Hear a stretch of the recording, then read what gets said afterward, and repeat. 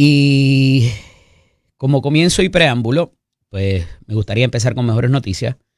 No obstante, y por lo que, ¿verdad?, hemos visto en las redes sociales recientemente, mi amigo de muchos años, con quien comencé en la política allá en el año 2004-2005, en la Casa de las Leyes, el buen amigo Ferdinand Pérez, nuevamente padecimiento de cáncer. Estas próximas horas van a ser muy importantes para el futuro de su recuperación, que no tengo duda que habrá de tenerla, así también como nuestro hermano Alex Delgado, que está, ¿verdad?, también batallando esa enfermedad y pues no deja de chocar, porque pues siempre estuvimos compartiendo en el fin de semana y pues no parecía que, pero pues uno nunca sabe y ¿verdad?, me perdonarán, pero pues me llega muy de cerca, evidentemente, y sabemos que va a estar bien. Ha pedido oración,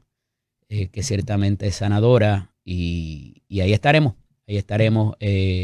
para Ferdinand, para Alex y para tantos otros que padecen esto y esta terrible enfermedad y que evidentemente batallan a veces en silencio, sin familia, sin amistades, y son sucesos muy duros, y más cuando uno tiene familia todavía por sacar adelante y por ser productivo. Así que ahí estaremos para nuestros hermanos y para todo Puerto Rico, que sé que se unirá en la oración que tanto requieren dos de mis hermanos más cercanos. Y dando paso al orden de los asuntos y de lo que ha acontecido en las últimas horas, a pesar de que es un día de fiesta, ¿verdad?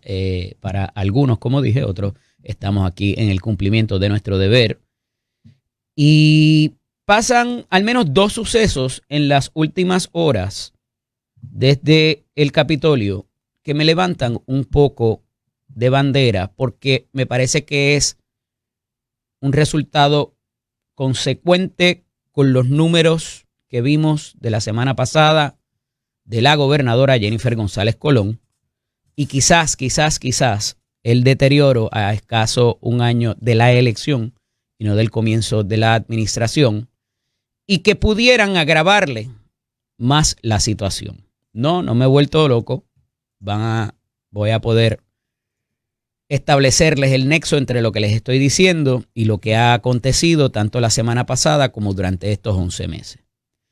Y es que, como siempre les he dicho, me parece que hubo una disrupción entre el mensaje de campaña y lo que comienza a pasar una vez ocurre la elección. Y hoy hay una columna del profesor Rafael Cox Alomar que me parece muy puntual para darle comienzo y consecución a este tema eslabonado que le traigo, que tiene que ver con una confirmación ayer en el Senado y con una aprobación de un proyecto para los alcaldes que nuevamente pudiera colocar a la gobernadora en una camisa de 11 varas y un deterioro adicional para su imagen, o restarle el favor de los alcaldes nuevamente, que ya vienen molestitos, ya vienen encocoraditos, porque recordarán que en la discusión del presupuesto en julio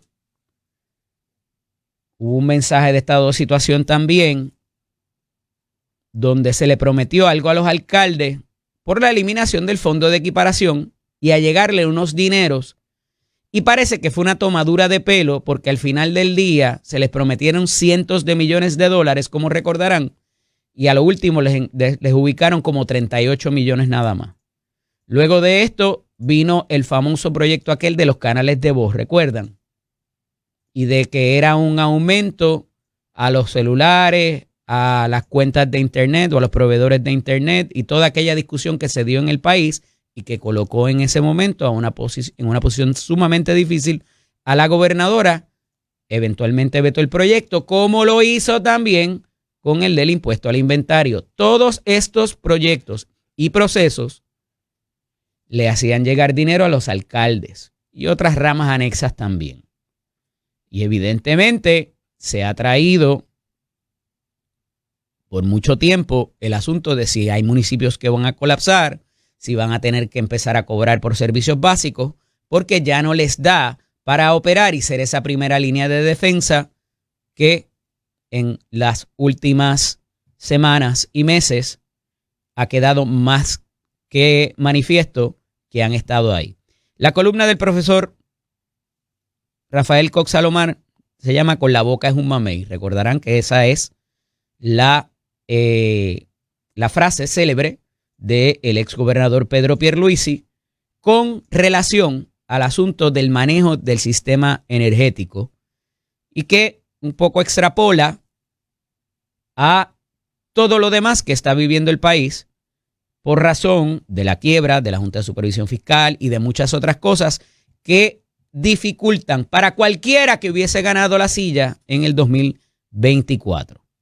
Y se cuestiona, Rafael Cox Salomar, por qué colapsó la Mujer Maravilla con todo y sus poderes. Y habla acerca de que en la campaña se comía a los niños crudos, denigró a Pedro Pierluisi, ninguneó a Jesús Manuel y a Juan Dalmau lo difamó, dice Rafael Cox Salomar. Prometió villas y castillas, roncó por un tubo y 7 llaves, atacó, acusó y mintió, exigió un mandato para cambiar a Puerto Rico, retó en primaria al entonces gobernador Pierluisi, encaramada en una grúa, alardeando de sus supuestos dotes como gestora de la obra pública. Repitió hasta la saciedad que ella era la única que sabía administrar, aseguró que pondría el dinero a correr, insistió que era la única con capacidad de sentarse de tú a tú en el Congreso y ante la Junta de Supervisión Fiscal. Prometió que iba a bajar la luz, juró que le iba a dar un puntapié a Luma, exigió una reforma contributiva, juró y perjuró que sería una gobernadora que estaría en la calle ejecutando obras. Anunció con gran fanfarria que tenía 8,000 resúmenes debajo del brazo, que contaba con un banco de talento de ensueño y que sus protegidos tenían récords intachables. Vociferó a los 4 vientos que le iba a cortar las patas a los pícaros, buscones y corruptos dentro de su propio partido y exigió el voto íntegro para disque adelantar la estadidad cogidita de la mano de Donald Trump. Eso cita Rafael Cox Salomar en su columna del día de hoy. Y les digo que esto tiene que ver, más allá de la campaña, lo que ocurre una vez se gana la elección, entre que se gana la elección y juramenta. Y también hay un punto de inflexión que les he traído sostenidamente, que fue en parte de ese cierre de campaña, cuando ella va en una asamblea ante el electorado del PNP para hablar acerca del programa de gobierno, lo que habría allí contenido, y que eso causó una distracción en términos de que ella llegó bailando y vestida de Mujer Maravilla, que es un poco lo que recoge aquí el profesor Cox Salomar. Y esto es importante porque mucha gente todavía no le queda claro qué había en ese programa de gobierno. Y en ese programa de gobierno dice la gobernadora en época reciente y luego desmiente Tomás Rivera Schatz que el asunto de oficializar o de alguna manera hacer legalizar las casetas de la Parguera estaba contenida en ese programa de gobierno. A mí no me parece que eso esté ahí. Pero como ella llegó bailando y vestida de Mujer Maravilla, no todo el mundo le prestó atención a lo que había en ese contrato con su electorado. ¿Y qué tiene que ver eso con lo que ha pasado en las últimas horas? Pues mire, ayer por segunda vez se trae a la consideración y evaluación un nombramiento para juez superior de esta figura que tiene que ver con la orden administrativa divina del Departamento de Recursos Naturales, que fue finalmente, después de algún tiempo que no se sabía cómo había llegado esa orden a la mesa de la oficina del secretario Waldemar Quiles, pues apareció quién era el autor de la misma. Y a esa persona parece premiársele por haber redactado eso y dejárselo al actual secretario, que en tiempo récord la firmó,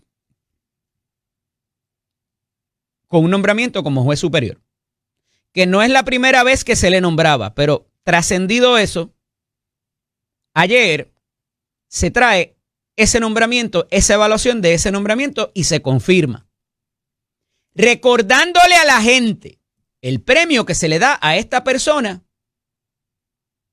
por establecer una de las primeras prioridades que tenía la gobernadora, que no estaba en el programa de gobierno, de legalizar las casetas de la Parguera. Pero va más allá, porque además de legalizar y que todavía el proyecto está en Cámara y Senado dando tumbos a ver cuánto se le va a cobrar a cambio de legalizar, pasaron otras cosas más. Y es que en esa orden administrativa que redacta esta persona, que ayer se le confirma como juez superior, establece, y eso yo le he peleado desde esta trinchera, una sábana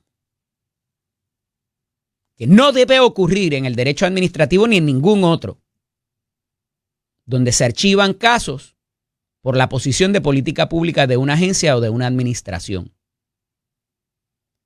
Y la norma que enseñan en la escuela de derecho y que todos hemos aprendido muy bien es que cada caso es diferente y debe ser evaluado por lo que hay en ese expediente, por la prueba que se presenta y no por consideraciones de política pública, porque pueden haber variaciones, puede haber exenciones o eximir de responsabilidad a personas que actuaron o no actuaron. Pero al establecer que como política pública, a través de la implementación de esta orden administrativa, los casos que ya estaban ante la agencia y que estaban investigando deberían quedar archivados, y por más que la hayan variado, por más que la hayan enmendado a instancias del Senado, en el momento de evaluar a Waldemar Quiles, todavía seguía habiendo el contenido, el ingrediente de archivar las querellas. Y le archivaba una multa de $25,000 a los familiares de la gobernadora. No pueden decir que esto vino del desfile y que pasó divinamente. Eso ocurrió al momento de implementar esta orden administrativa y que el secretario actual la firmara. Y les he dicho y les he contrastado esto con lo que pasó el presidente Nixon en Watergate, donde él muy bien pudo haberse separado de la irrupción en los cuarteles generales del Partido Demócrata, en el edificio, en el complejo de edificios, pero lo que pasó después y el manejo desde la oficina presidencial fue lo que lo metió en problemas con su Congreso y ante los tribunales. Y el manejo de situaciones investigadas ante una agencia pública antes y después de la elección pudiera volver a poner en aprietos a esta administración, que ya por segunda ocasión, en un expediente de otra investigación del Tribunal Federal y de las autoridades federales, se reconoce que había algo que estaban mirando el FBI. No pelee conmigo, los datos son sagrados. 2 veces en la orden del juez Marshall Morgan, del magistrado Marshall Morgan, y luego en los testimonios una vez se arrestó a las personas con las armas en una investigación separada. Y vuelve a salir que la intervención con esta persona, intervención criminal por otros asuntos, surgió, se desprendió de una investigación que se llevaba a cabo sobre la propiedad de los suegros de la gobernadora. Y el Senado ayer baja este nombramiento que pudo haber esperado más. Se pudo haber sacado del furor de lo que ha ocurrido en las últimas horas, en los últimos días, que tiene que ver con recordarle a la gente que el asunto de la Parguera había que premiarlo para que se sacara rapidito, a días de haber juramentado la administración. Y ayer, el portavoz de la delegación del Partido Popular, Luis Javier Hernández y Ortiz, le hace una pregunta puntual al nominado. Y le dice, había una opinión legal, un memorando legal. Habían 2 memorandos legales. Habían 3 memorandos legales. 2 de pasados secretarios del Departamento de Recursos Naturales Ambientales. Y el tercero de la directora de la División Legal, en administraciones distintas, de que esos litorales costeros no se podían legalizar. porque mínimamente iba a contravenir regulaciones federales. Había un cuarto memorial de otra directora de la división legal en otra administración que avalaba esta conducta. Pues mire, ¿saben qué? Allí ese nominado, y ahora confirmado a juez, le dijo al senador Hernández Ortiz de que él había visto la opinión legal que avalaba, pero las otras tres, y él lleva allí un ratito, es inclusive el director interino de la Oficina de Jueces Administrativos y Oficiales Examinadores del Departamento de Recursos Naturales desde el 2021, pero lleva más tiempo en la agencia. Y cuando uno llega a esa posición, mínimamente uno mira las posiciones de los pasados secretarios y se establece la política pública de las diferentes administraciones. Pero él no vio ni el de Carmen Guerrero, ni el de Javier Vélez Arocho, y se me escapa el nombre de la otra señora, que fue la directora de la División Legal, en otros momentos, en otra administración. Él vio el que avalaba. Ese sí, él lo vio y lo tenía estaba consciente de eso. Y a base de esa opinión legal fue que emitió esa orden, la redactó y se la dejó allí, en el escritorio, a Waldemar Quiles, que a solo hora él consultó la ley Jones y dijo, vamos a darle para adelante. Y ahora se le premia con un nombramiento de juez superior. Ese es el 2+2. Le hace daño al nominado y al confirmado. Le hace daño a la gobernadora, a su imagen política. Y ahí está, con los votos del Partido Nuevo Progresista y en contra de todas las otras delegaciones, se confirma a este señor que se llama Samuel Acosta Camacho. Y mantiene vivo que la prioridad de la gobernadora no fue bajarte las contribuciones, no fue sacar a Luma ni mejorar el sistema eléctrico, no fue hacer que llegue la estadidad, no fue presentar la reforma contributiva, la reforma de permisos, ni tan siquiera lo de los vehículos todoterrenos y todos los demás comités que están llevando a cabo la función de lo que ella quería y traía en esa mochila que te prometió a ti en esa asamblea que llegó bailando y vestida de Mujer Maravilla. Pero no se quedó ahí, porque ocurrió más. Ocurrió más ayer porque se aprueba un proyecto que tiene que ver con el aumento de salario de los alcaldes en Puerto Rico. Y si bien no es a través de la implementación de un nuevo impuesto, le recuerda cómo era antes y cómo era después la estructura para el aumento de los salarios de los alcaldes. Y el titular que establece el periódico El Vocero dice: el Senado vuelve a la carga con legislación que permitiría a los alcaldes aumentar su salario. Para mí, vuelvo y repito, tanto la confirmación de Samuel Acosta como la presentación de esta legislación, el timing es fatal para la gobernadora y la coloca en más aprietos todavía. Recuerden, y vuelvo, insisto, los alcaldes no quedaron muy contentos ni con el mensaje de estado de situación, la implementación de el presupuesto como quedó, luego el asunto del proyecto aquel de los canales de voz para aumentar el impuesto de la telefonía y proveedores de internet, de telecomunicaciones, y recientemente tampoco con el veto posterior del proyecto que congelaba y eliminaba el impuesto al inventario, que la gobernadora el 8 de octubre, en el titular que lo tengo ahí guardadito en el teléfono, le dijo al país que ella agradecía cómo había bajado el proyecto aprobado de los cuerpos legislativos con la eliminación del impuesto al inventario en 3 años. Después cambió y dijo que se necesitaban 5 años, que ese era el proyecto que había salido, que quizás es lo que debía haber dicho en ese momento, pero a lo mejor no lo había leído o sus más cercanos colaboradores pues no necesariamente estaban ahí. Este proyecto que se presenta ayer en el Senado tiene varias cosas adicionales y concede también la facultad de asignar a los alcaldes contratos y amplía los poderes de los municipios para adquirir o expropiar propiedades declaradas estorbos públicos. De hecho, acelera el tiempo en que el tribunal tiene que mirar el asunto.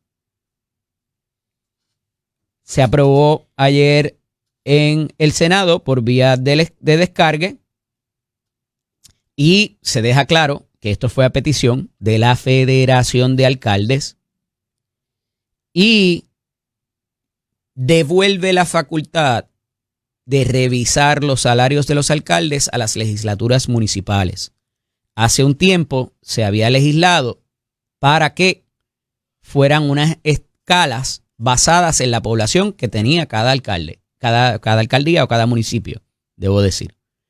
Y entonces, con este proceso, con este proyecto nuevo, devuelve a que sea las legislaturas municipales, que en algunas instancias no lo voy a adjudicar, pero mucha gente piensa que son los sellos de goma del alcalde porque corren en la misma plantilla.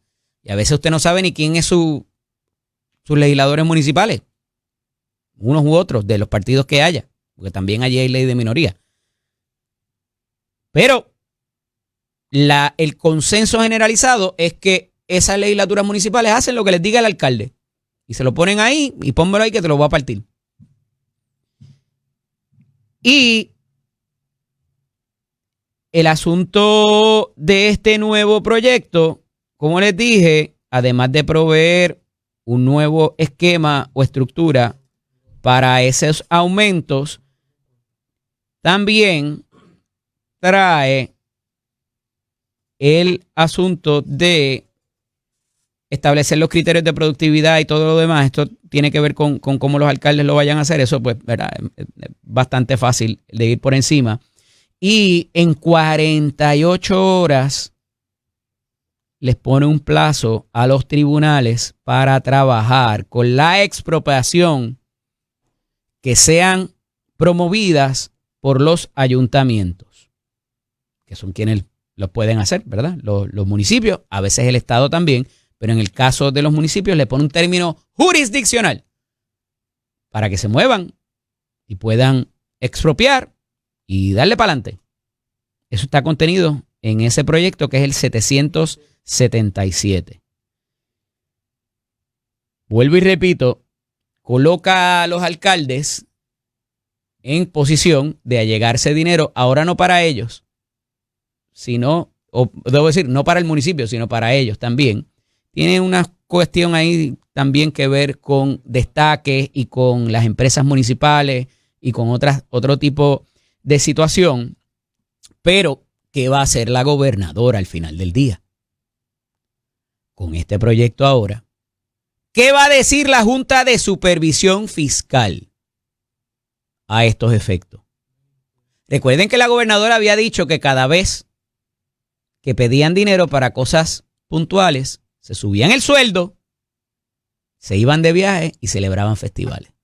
Esto es Nación Z con el licenciado Eddie López. Como todos los martes, con nosotros la licenciada Ana Margarita Ruiz y Ramos. Buenos días, bienvenida. Buenos días. Gracias siempre por la invitación y felicidades a todos esos veteranos que hoy ellos celebran su día.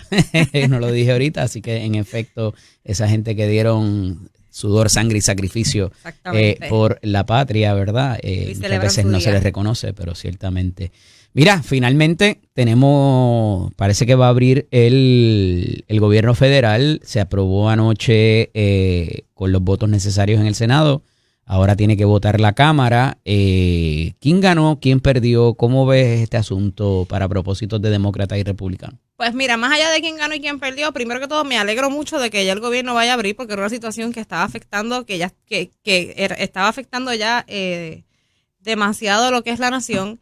Pero pienso, fíjate, más allá de quién ganó o quién perdió, lo que pienso es que la solución que se está trabajando es algo que se pudo haber hecho. Porque entonces, ¿por qué esperaron hasta ahora una solución como la que se está trabajando? Si eso es algo que se pudo haber trabajado hace un mes, hace 2 meses atrás. Porque básicamente, ¿qué están diciendo ambos partidos? Vamos a reabrir entonces el gobierno, el presidente Trump está de acuerdo y entonces nos volvemos a reunir, creo que pusieron a finales de enero. ¿Por qué no hicieron eso hace 2 meses?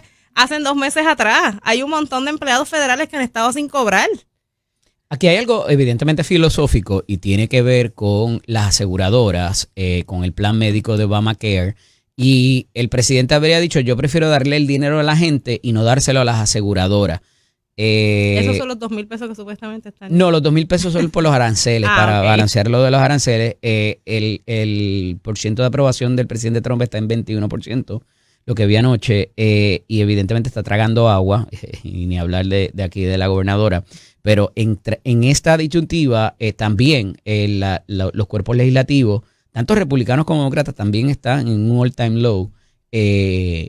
Pero al final del día, fíjate que si le das el dinero a la gente, que es lo que dice Schumer y otro el lado de los demócratas, es que la gente lo va a utilizar para otra cosa y no necesariamente para pagar por los servicios básicos, y los vas a tener de nuevo en la sala, versus dárselos a las compañías de seguro que a lo mejor se viran y te niegan el servicio. O sea, que es un catch-22 en ese sentido, de lo que hay, donde quisiéramos estar, y entonces, ¿cómo te aseguras que evidentemente ese dinero se utilice para lo que es y se utilice bien?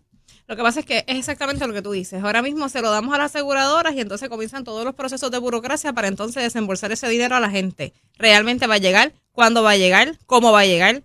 Pero por otro lado, la realidad es que también si le damos el dinero directamente pues a las personas, pues hemos visto muchos ejemplos. Por ejemplo, aquí cuando pasó el huracán María, se dieron muchos fondos. Sí. ¿Para qué se utilizaron?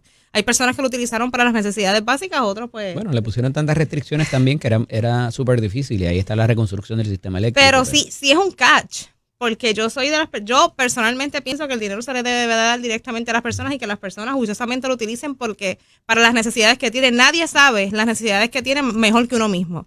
Pero por otro lado, las aseguradoras pues sirven básicamente de lo que es administrar esos fondos. El problema es que entonces también conocemos los procesos burocráticos de estas aseguradoras. Sin duda. Entonces, ¿quién se beneficia? ¿Cómo se beneficia? ¿Cuán rápido se beneficia? Hasta ahora, lo que se aprobó ayer comprende el pago retroactivo a los empleados federales que han estado trabajando o que fueron suspendidos temporalmente de sus empleos, y también revierte 4,000 despidos en el gobierno federal anunciados por el presidente Trump a mediados de octubre, y el otro asunto de el funding del PAN, que parece que sí se va a hacer para propósitos de devolverle el dinero a los estados, que era algo que habíamos estado hablando en estos días, porque eso iba a tener un peso brutal en el presupuesto de cualquier estado que se viera envuelto porque la gente se mata por comida, mano. Así ¿sabes? es. Entonces, de nuevo, todo este tipo de situación pudiera regresar tan cercano como el 30 de enero. Por eso es lo que te estoy diciendo. O sea, la solución a la que llegaron es algo que, mira, no sé decirte si es que parece algo provisional, porque pareciera una solución provisional, porque entonces el 30 de enero pudiéramos estar donde estuvimos hace 2 semanas atrás. Sí. Pero entonces la solución que a la que llegaron anoche, ¿por qué no lo hicieron hace 2 meses? Y hay tantos empleados sin cobrar, hubo tantos despidos, tanta situación y tanto caos que se creó con el PAN. Honestamente, si tú me preguntas a mí quién gana o quién pierde con que reabran el gobierno, pues con que reabran el gobierno gana la gente. ¿Pero hasta cuándo? Definitivo. Porque si vamos a tener otro caos el 30 de enero, sí, estamos pateando la bola para adelante. Y en un momento que pudiera ser entonces aún más controversial por lo que pudiera venir encaminado, el presidente ha anunciado lo que dijiste, los $2,000 esos para paliar el asunto de los aranceles que ha terminado pagándolos el consumidor. Sí. Ha establecido otra serie de mitigación de daño, particularmente para el bolsillo. Amenazó a los controladores aéreos en las últimas horas. Le va a restar del sueldo a los que no se presenten para darle un bono a los que sí han ido. Está complicada la situación desde el propósito de política pública y mientras tanto ha seguido dando clemencias ejecutivas a personas que tuvieron que ver con los hechos del Capitolio en el 2021, así también como una de las colaboradoras cercanas del caso de Jeffrey Epstein, que le está pidiendo la clemencia ejecutiva. No lo ha hecho todavía, pero eso pero vamos a ver le qué va a acerca pasar. el asunto ahí para a él, ¿verdad? Porque nuevamente se había dicho en campaña que él iba a liberar todos esos para hacerle daño a los demócratas y al final pues parece que revisaron y no han. Y esto es el caso obviamente del esquema de abuso y casi de trata humana, ¿verdad? Con las fiestas que se celebraban allí en esa mansión que queda a pasos del resort de Donald Trump y lo pone en una situación complicada, inclusive con los MAGA y los republicanos de Estados Unidos. ¿Cómo ves eso? Pues mira, sin lugar a dudas, Donald Trump siempre ha sido, tanto como presidente como en su vida profesional y como un businessman, siempre ha sido una figura controversial. Yo siempre he pensado que con Donald Trump uno nunca sabe. O sea, hace una semana el gobierno cierra, aquí hay que hacer recortes, pasa una semana, les voy a dar dinero, les voy a proveer estos fondos, como dijiste ahorita, amenazo aquí para entonces quitarle aquí y poner acá. Sin lugar a duda, ese asunto de las clemencias ejecutivas, no solamente para Trump, para cualquier presidente o para cualquier gobernante, siempre tiende a ser controversial, pero viniendo precisamente de Trump, que antes de la elección pues tuvo los casos que tuvo en el Tribunal de Nueva York, debería ser un poquito más cauteloso con las clemencias ejecutivas que está otorgando, porque eso podría provocar lo que es básicamente una derrota política o un asunto que lo pudiera volver a llevar a los tribunales. Definitivo. Mira, yéndonos un poquito para la esquinita legal, hay dos cosas que quería traer, si nos da tiempo para una tercera también, y es que ayer lo toqué por encima, pero la ACLU va al tribunal a pedir qué tipo de dinámica se dio entre las autoridades federales y el Departamento de Transportación y Obras Públicas por el asunto de la información que ofrecieron sobre personas con estatus migratorios no definidos, que luego fueron objeto de intervención sin que mediase orden a los efectos, solamente el requerimiento o sopina de una entidad federal, ¿verdad? Como DHS o ICE, que son las que bregan con estos operativos que se están llevando a cabo. ¿Qué pudiera pasar?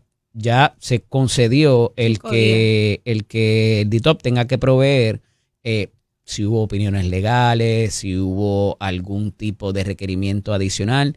La gobernadora dijo ayer en una reacción de la actividad que estaba celebrando en Vieques que no tenía ningún reparo en que se proveyera la información de cómo se solicitó y cuándo se dio, a quién se le dio y qué sí, qué no, porque aquí hay una ley 97 también que prohíbe expresamente compartir esa información para otros fines que no sean sin que medie una orden judicial, obviamente. ¿Cómo ves toda esta situación y en dónde pudiera colocar al gobierno en términos de quizás una reclamación civil de alguien por daño? No sé, ¿cómo lo ves? Pues mira, primero que todo, aquí está el elemento de transparencia. Hay que verificar, yo no he tenido oportunidad de ver qué es exactamente lo que dice el supina que se supone que el DITO tuviera que entregar. Porque cuando los tribunales expiden un supina es un documento detallado, es un documento que te dice, se solicita que en tal cantidad de tiempo se tiene que entregar 1, 2, 3, 4, y eso es una orden. Eso no es, yo entrego lo que quiero. Eso goza de confidencialidad. Claro licenciada. que sí.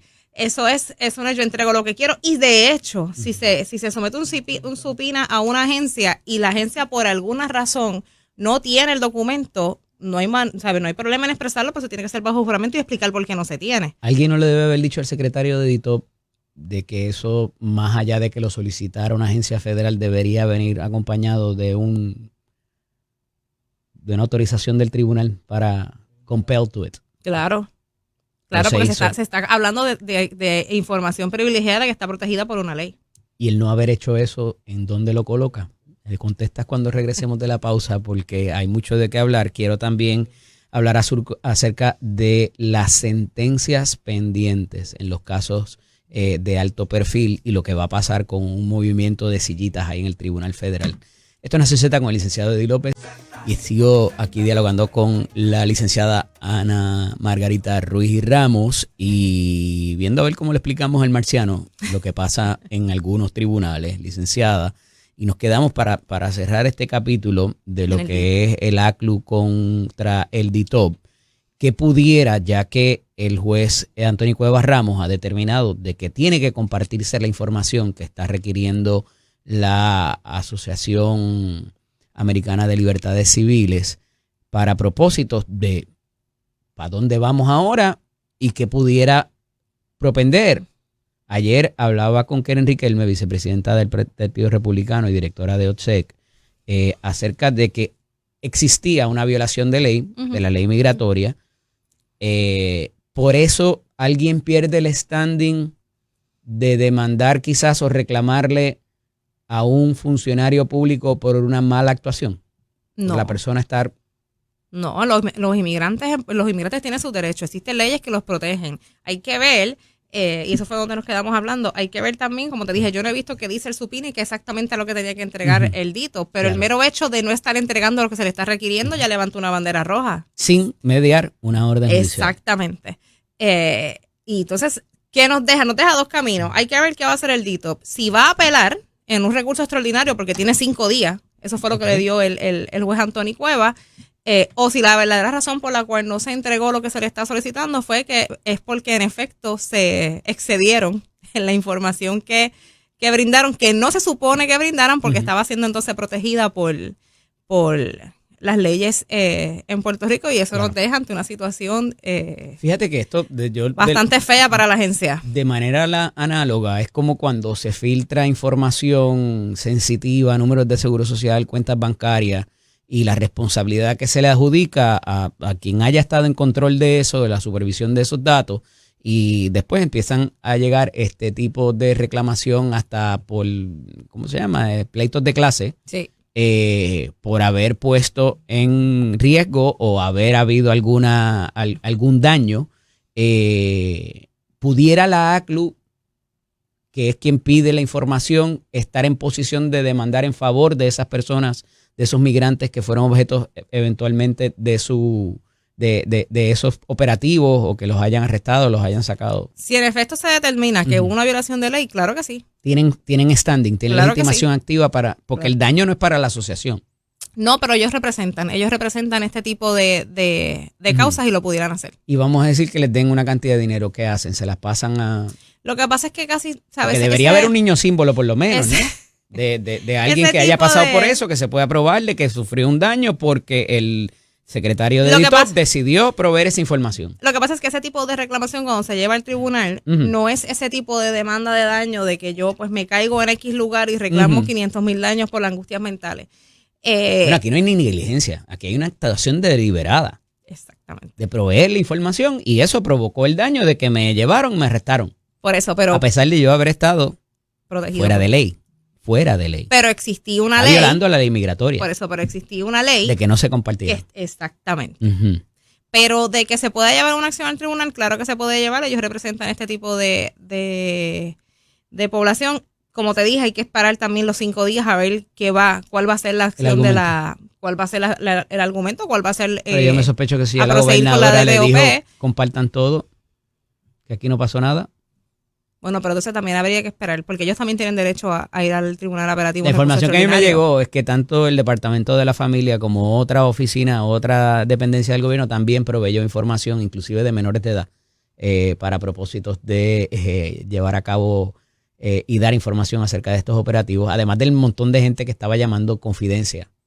Y hay gente que se rasga las vestiduras. Bendito, esa gente está trabajando, pero son los primeros que agarran el teléfono y llaman a decir, mira, míralos aquí, ven a buscarlos. No, las llamadas confidenciales es un poquito más difícil de poderlo traquear, pero si tú me estás diciendo que hay otras agencias también que compartieron información de la misma forma que la hizo el DTOP, que al sol de hoy no sabemos si se excedió en la información que compartió, pues entonces esto lo que abre es una caja de Pandora. Sin duda. La semana pasada, licenciada, hay un titular en el periódico El Vocero que resalta el que casi después de 10 años todavía no se ha sentenciado a Naudi Hernández, que estaba asociado a unos esquemas, ¿verdad?, en el gobierno, y que estaba a la espera de que finalmente se sentenciaran a quien alegadamente o encontraron probado que fueron sus colaboradoras, y había unos procesos intermedios ahí de las hermanas Falcón. Pero se trae ahora esto con el caso de Wanda Vázquez también, que ya admitió culpa, que está esperando su proceso de sentencia, que parece que van a impugnar inclusive el informe presentencia para propósitos de que hay ahí contenido y que el juez o la juez lo tome en consideración. Pero vemos que hay otras dos personas que colaboraron y que fueron colaboradores de la gobernadora o de la exgobernadora y que también están esperando sentencia. ¿Pudiera pasar esto también hasta tanto? O sea, ¿por qué hay que esperar que sentencien a la persona si ya la encontraron culpable? ¿Qué pudiera ocurrir? ¿Qué otra información pudieran brindar esos colaboradores que no los sentencian a ellos si ya su participación terminó o no? Hay que ver su participación, si su participación terminó. Esa es la primera pregunta que hay que hacerse. Que haya más imputados, que la investigación continúe abierta. Que pudiera haber más imputados, que haya información que todavía no se ha brindado de manera pública. Pero en efecto, las sentencias de los tribunales federales, a diferencia de los estatales, el esperar que una persona sea sentenciado es bien diferente. O sea, aquí en Puerto Rico tú cometes, el estatal tú cometes un delito, tienes la lectura de sentencia y en menos de X tiempo, pues ya tú tienes la persona cumpliendo el proceso. En lo federal pudiera pasar años y Anaudi es ejemplo de eso. Pero de ordinario, casi siempre el proceso normal es que se sentencia a la persona acusada y luego de que esa persona es sentenciada, entonces es que van con los testigos colaboradores. ¿Por qué se está esperando esa sentencia actualmente de estos testigos colaboradores? Puede ser que haya más información, puede ser que la investigación continúe abierta, puede ser que haya un testigo colaborador de un testigo colaborador, pueden ser muchos factores. Fíjate, yo me sospecho que aquí lo que hay detrás es que hasta tanto se sepa o que va a depender la sentencia y la pena que le impongan a John Blakeman y a la otra señora, ¿verdad? Que ya se han identificado por nombre. Si a Wanda Vázquez le dan cárcel o no, si le dan la restitución X o no, si le dan cualquier otra medida, eso va a incidir en la pena que le den a ellos también. Por lo menos eso es lo que parece. O sea, si le dan cárcel, pues a ti te voy a dar menos. Si le dan una restitución alta, pues a ti te van a dar menos. Todo va a depender de cuál sea esa sentencia y no cuál haya sido la cooperación. Y se supone... Pudiera interpretarse eso razonablemente. Pudiera interpretarse de esa manera, pero se supone que cuando tú eres un testigo colaborador no tiene las manos limpias. Es simplemente una persona que levanta las manos, admite culpabilidad y yo te voy a brindar la información que tú necesitas, tal vez para acusar a X personas que son los acusados principales, por así decirlo. Perfecto. A cambio de que tú me trates mejor. Cuando ese tipo de acuerdo se lleva a cabo, casi siempre, para yo hablar, yo tengo que saber cómo tú me vas a tratar. Porque si no, entonces yo me declaro inocente y tú me pruebas mi caso. La pelota entonces se le tira a Fiscalía Federal. Casi pudiera ser eso, pero casi siempre cuando un testigo colaborador decide levantar las manos, es que ya sabe la forma en cómo Fiscalía Federal lo va a tratar. Porque yo no voy a hablar sin saber si tú al final me vas a dar 10, 15 años o 20 de cárcel. Fíjate que aquí hay otra particularidad. ¿Cuál? El hecho de que este caso iba ya en una dirección con toda la evidencia y ella entonces se va y se hace un acuerdo a nivel de justicia allá en Washington, lo cual quizás minimiza la participación del colaborador. ¿Cuánto incidiría esto que se haya ido por un acuerdo de un delito menor a raíz eso también hay que verlo. Entonces ya tu colaboración no es tan necesaria. Entonces cuando vayan a hacerle ese cuentito al juez, mire, le dimos 60 meses de cárcel, 70, 120 meses de cárcel a esta persona gracias a la cooperación. No fue gracias a la cooperación. No. Ahora fue porque admitió culpabilidad por un delito menor. Entonces, ¿dónde deja eso parado a estos dos colaboradores? Esa es una pregunta bien interesante, saber entonces qué va a pasar con estas dos personas. Pero, y trayendo... Porque decidieron cooperar y proveyeron la información y ese era el acuerdo con ellos. Un testigo colaborador es, como te dijo, una persona que no tiene las manos limpias y yo levanto las manos y yo decido cooperar con Fiscalía. Pero eso tiene sus condiciones. O sea, entonces, ¿qué va a pasar ahora con ellos? ¿Dónde están los acuerdos que ellos tienen? Tienen que haber llegado con los fiscales de antemano. Nadie admite culpabilidad y decide ser un testigo colaborador sin saber cuál va a ser su pena o su sentencia. Nadie abre la boca sin saber si a mí lo que me va a tocar es 5, 10, 15, 20 años de cárcel. Entonces, si de repente hacen otro acuerdo, ¿qué pasó con esta gente? Entonces, ¿cuál va a ser la sentencia de estas personas que decidieron cooperar? Definitivo. Mira, gracias por estar con nosotros. Lo hablamos la semana que viene, Dios mediante. Siempre hay casos de estos, ¿verdad?, que crean especulación, pero dentro de lo que uno ha visto y lo que se sabe, ¿verdad?, de cómo deberían funcionar los procesos y con el movimiento que ha habido recientemente en la Fiscalía Federal, que es interesantísimo también por las cosas que están pasando en Washington, no necesariamente por malas actuaciones. Antes de irme, el caso de Wanda Vázquez en específico ha sido un caso que ha tenido muchos, por así decirlo, para atrás y para adelante. O sea, son casos que de momento admite una cosa, de repente presenta una moción tratando de aclarar. Han habido muchos traspiés en ese caso. Gracias. Ya en nuestra segunda hora, trabajando con todos estos asuntos de la culminación de la sesión ordinaria de la Asamblea Legislativa. Creo que tenemos en línea ya al representante Ramón Torres para ver si está ready para una extraordinaria. Buenos días, representante, bienvenido. Buenos días, Eddie. Buenos días a ti, a todos los que nos escuchan a esta hora, en especial a esos veteranos que hoy se celebra su día. Ciertamente. Y a mi vecino, que es fanático tuyo, mi vecino Pito, que es fanático tuyo. Pues un abrazo para él, claro que sí. Me da la de él por levantarse estas tiernas horas de la madrugada. ¿Qué vamos a hacer? Yo había escuchado que tanto el licenciado José Efraín Hernández como su señoría habían sido veteranos de la guerra de algo. No. Nada. No, nada.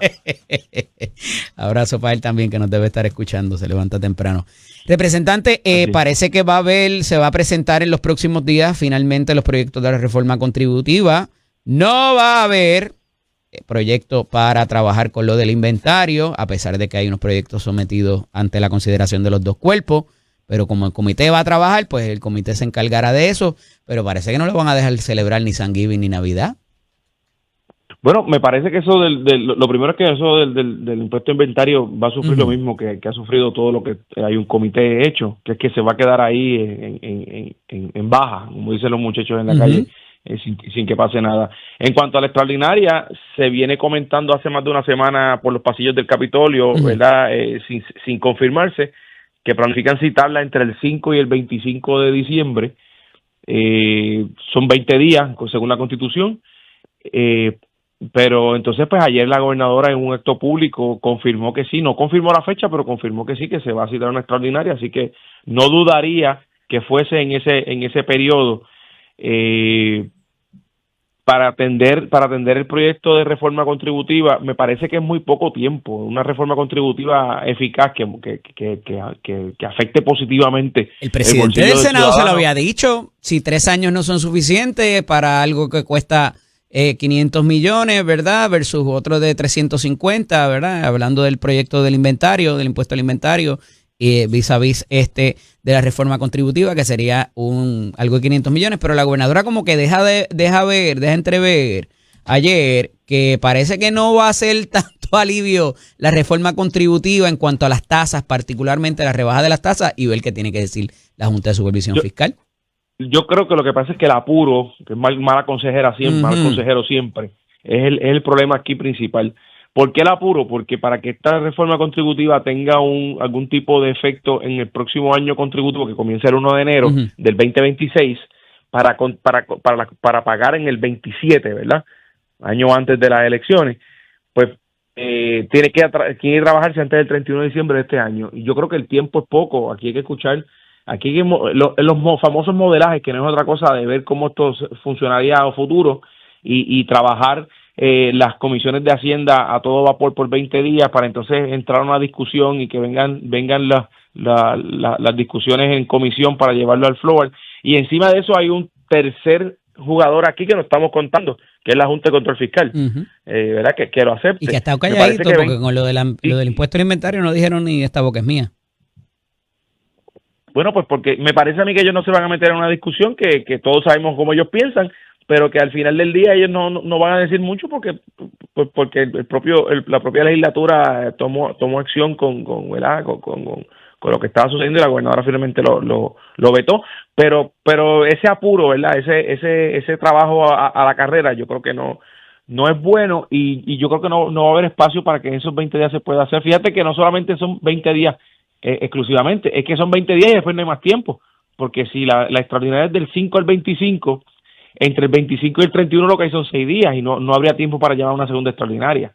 Distinto el caso de que la llamasen la extraordinaria pasado el 18, o sea, esta sesión termina el 18, que es el martes próximo, y si la llaman inmediatamente el 19, pues tendría espacio para una extraordinaria hasta el 1 y para una segunda extraordinaria hasta el 26. Pero si se llama de esa manera el 5, pues yo creo que no hay espacio. A esos efectos, la prerrogativa de los presidentes de los cuerpos legislativos de cualquiera de los dos pueden abrir y cerrar. Precisamente, ¿verdad? La prerrogativa de la gobernadora es llamar a una extraordinaria. Antes. Yo creo que Tatito Hernández lo hizo en la pasada, ¿verdad? Por supuesto, sí, por supuesto. Lo hizo en la pasada legislatura y cualquiera de los dos presidentes puede llamar y decreta sine die. Inmediatamente y voló en canto para ambos, porque aunque el otro cuerpo lo atienda, pues no hay el trámite legislativo no se cumple, ¿verdad? Porque tienen que ser los dos. Presidente, ayer pasó algo en el Senado en 2 instancias que a mí me parece un poco, no quiero decir sospechoso, pero me levantó banderas porque la gobernadora está tragando agua con los alcaldes inclusive, y también por el asunto de la parguera, de lo que parece una prioridad invertida, y hablé de una columna hoy de Rafael Cox Salomar a los efectos de todo lo que se prometió versus lo que se ha cumplido en este año y los números de la encuesta del Nuevo Día. Pero ayer se baja la confirmación de Samuel Acosta, redactor de la Orden Ejecutiva Divina o la Orden Administrativa Divina, y también baja el proyecto de aumentar el salario y ampliar las facultades de los alcaldes. ¿Eso es casualidad? No es casualidad, me parece que es otro golpe que el Senado, por vía de su presidente, hay que decir las cosas como son, le dan a la administración. Fíjate que esa columna que estás hablando de Cox Salomar, que sale hoy en un periódico de circulación general, es una columna demoledora desde el punto de vista de lo que se prometió y lo que no se ha hecho. Entonces el presidente del Senado pues le baja a confirmación un nombramiento totalmente controversial que aviva y mantiene vivo el que la gente se acuerde.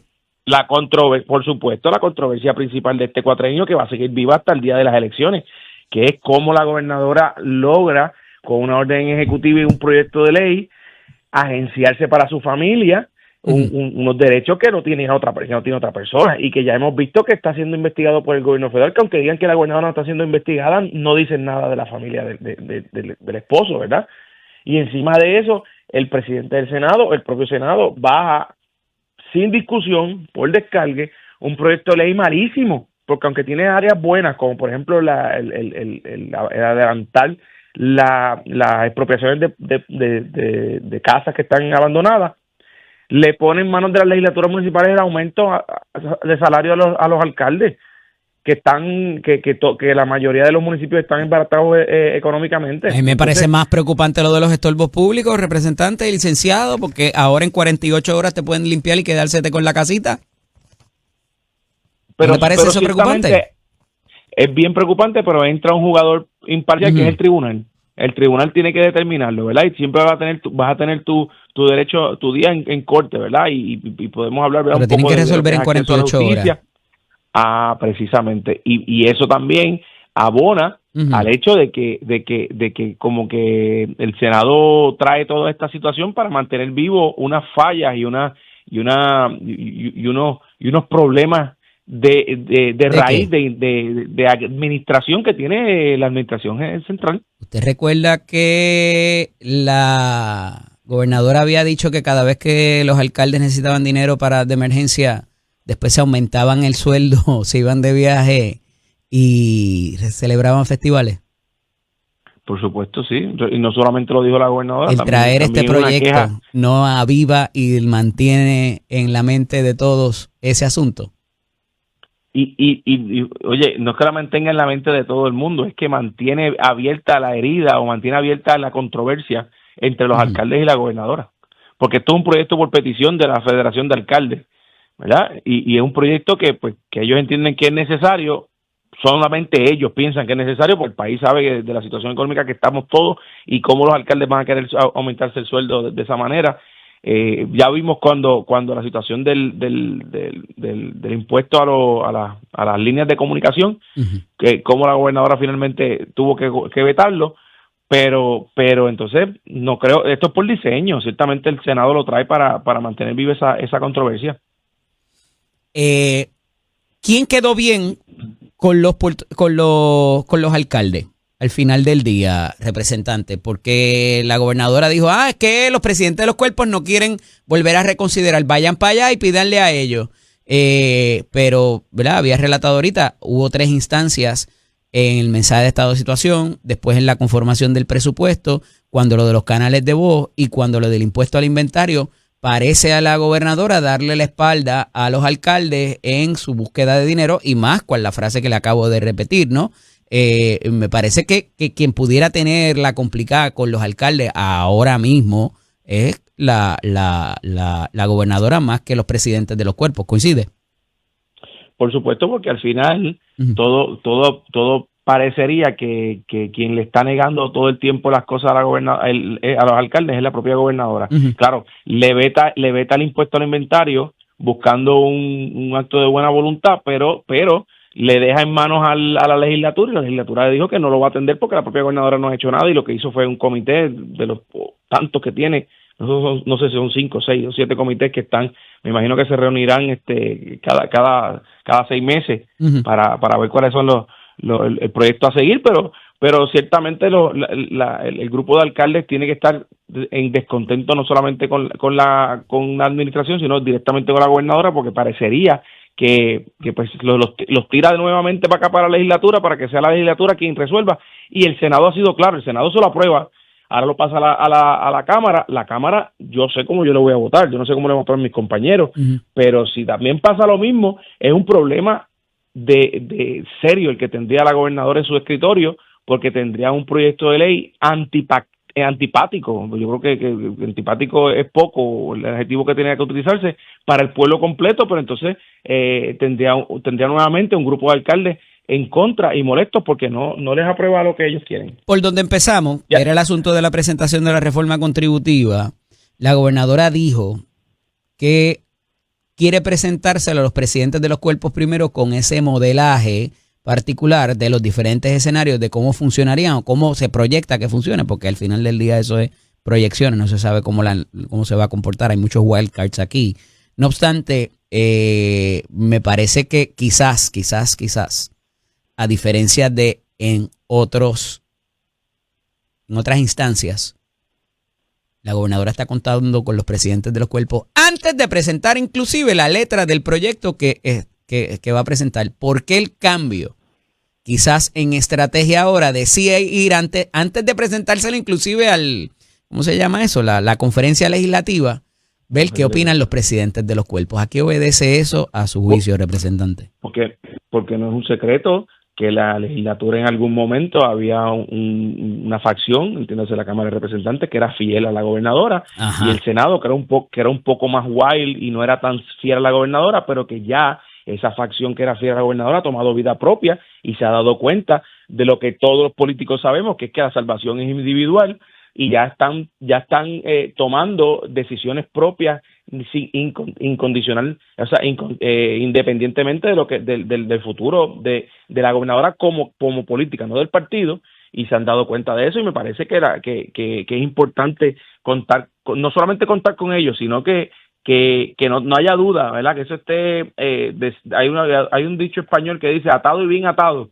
Que no haya duda alguna de lo que se va a radicar para que al momento de trabajarlo legislativamente. Porque si yo sé que cuando ese proyecto llegue allí y me lo vaya a descoñetar los presidentes de los cuerpos, pues no lo presento o lo ajusto.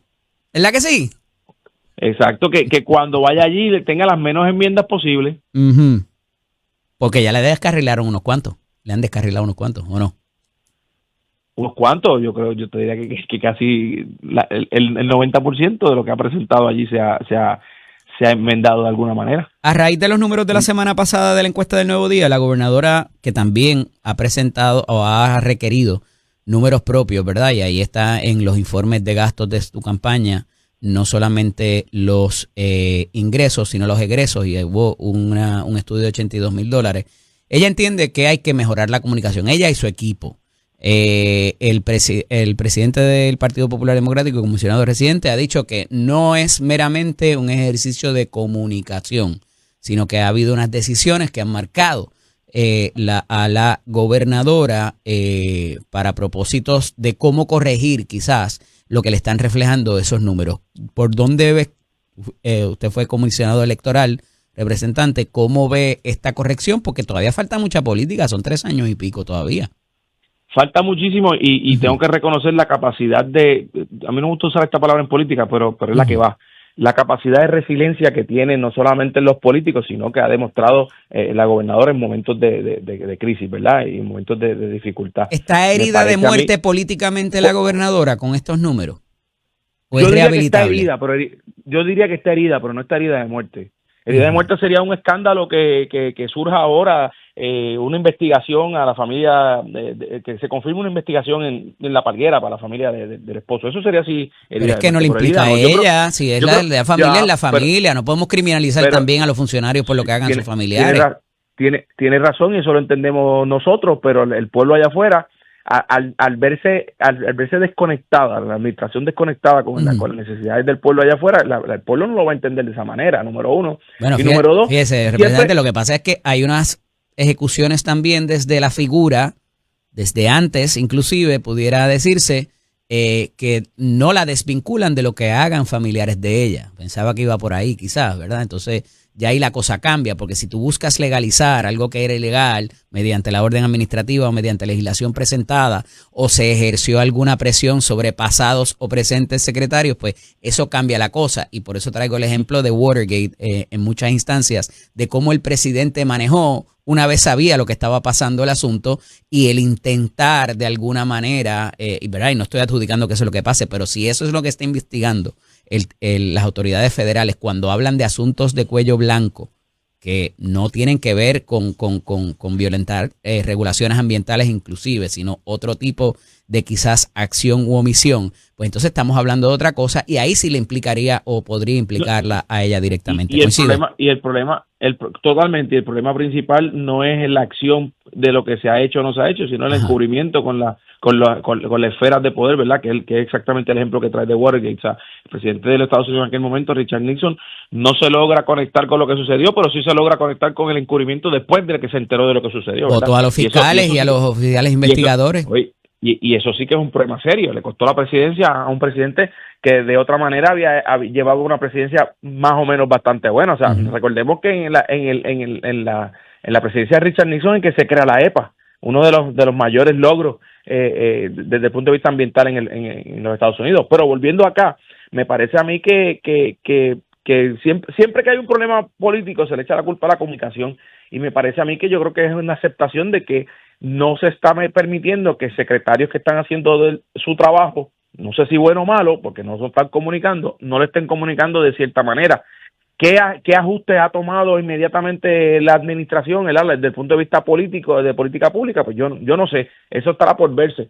Ahora, me parece a mí que aceptar que no ha habido la mejor comunicación es aceptar que lo que se ha hecho o no se está difundiendo, o que hay una desconexión total de parte de ese grupo interno que está por debajo de ella, entiéndase los secretarios que están ahí adscritos a la gobernación, y hablo con nombre y apellido. O sea, el secretario de la gobernación, hay una percepción de que está desconectado. O sea, que aquella conferencia de prensa donde dijo que la situación de la electricidad en Puerto Rico no era tan mala como parecía, o no había una crisis eléctrica de energía en Puerto Rico, yo creo que lo que demostró es una desconexión total con el país. La ley de agua limpia, el Clean Water Act, también es de 1972. Tiene la presidencia de Richard Nixon también para paralelismo. Y no estamos implicando que eso es lo que ha hecho la gobernadora, ¿verdad? Pero ciertamente algo está investigando las autoridades federales, porque ya por segunda ocasión en un documento de otro caso criminal se trae el asunto de los de la propiedad que ubica en La Parguera y que los dueños son los suegros de la gobernadora. Pero moviéndonos de ahí, para propósitos de cómo va a funcionar también con lo que está pasando tanto en el PIB, Proyecto Dignidad, Movimiento Victoria Ciudadana, ¿dónde está la ganancia del Partido Popular para la próxima elección y su ya casi virtual o seguro que candidato a la gobernación, Pablo José Hernández Rivera?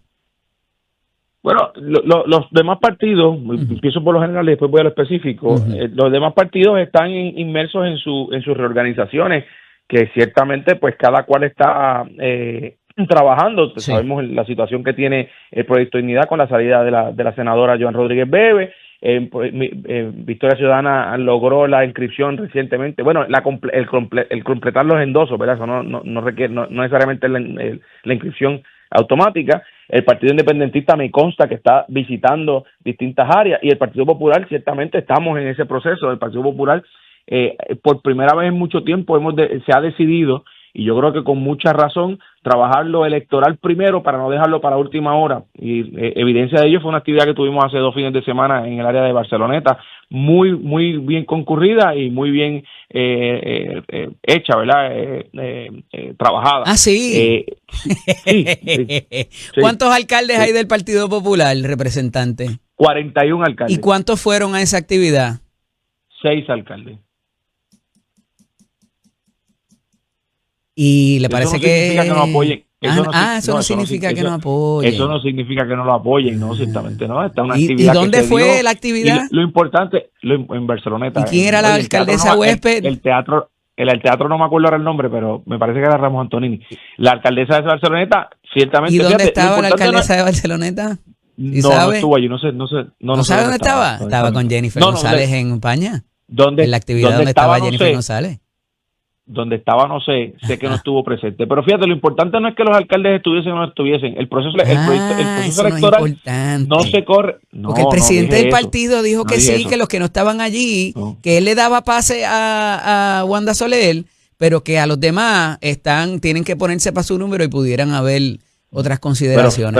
Pero no, precisamente, y eso total derecho tiene el presidente y lo que decida, pues yo lo apoyaré. Pero me parece que quien necesitaba estar allí, que sí estuvieron, fue el componente electoral de los municipios. O sea, un alcalde, una figura política, no necesariamente es experto en lo electoral, y por eso es que tiene su comisionado electoral y tiene su grupo electoral, su oficial de inscripción, junto con su comisionado local, con el comisionado alterno. Y esos sí estaban allí. Eso sí yo los pude visitar, eso sí yo los pude saludar, ¿verdad? No estoy diciendo que los conozca a todos, pero conozco la gran mayoría. Yo te diría que más de un 95% los conozco porque trabajé en la Comisión Estatal de Elecciones, y esos son los que hacen el trabajo electoral, no solamente para los alcaldes, para los que estamos en la legislatura y para el candidato a la gobernación, que en este caso yo no tengo duda que va a ser Pablo José. Pero para unos hay indiferencia y para otros no. Bueno, que no vayan a las actividades. No, y ciertamente esos son conversaciones internas que debe tener cada cual con el presidente, y el presidente tomará su acción. Ahora, a mí me satisfizo y estoy bien satisfecho que la mayoría, si no casi todos, los electorales, como le decimos en el partido, estaban allí y los pude saludar, y están con mucho ánimo, con mucho entusiasmo, y ya están esperando la próxima reunión electoral de esa manera. Representante, ya para concluir, una breve reacción a las expresiones de Nidia Velázquez, que me parece que no son nuevas, pero en términos de que lo más viable es la independencia, un tipo de soberanía a través de lo que se expresaba en la libre asociación, y que no hay manera en la vida de que con la pelea que tienen los demócratas y republicanos vaya a dársele la estadidad a Puerto Rico. Bueno, porque se dio cuenta que no solamente en el gobierno federal, lo dijo al país, al periódico. Se lo dijo al país. Se lo dijo al periódico El País en una entrevista que hizo recientemente. Yo creo que fue ayer esa entrevista, ayer o antes de ayer. Y pues ciertamente desde el punto de vista de buscar las mayorías del Partido Demócrata, ya han dicho que ellos van, si tienen la mayoría, a buscar la estadidad o tratar de que se resuelva ese tema para Washington D.C. y Puerto Rico.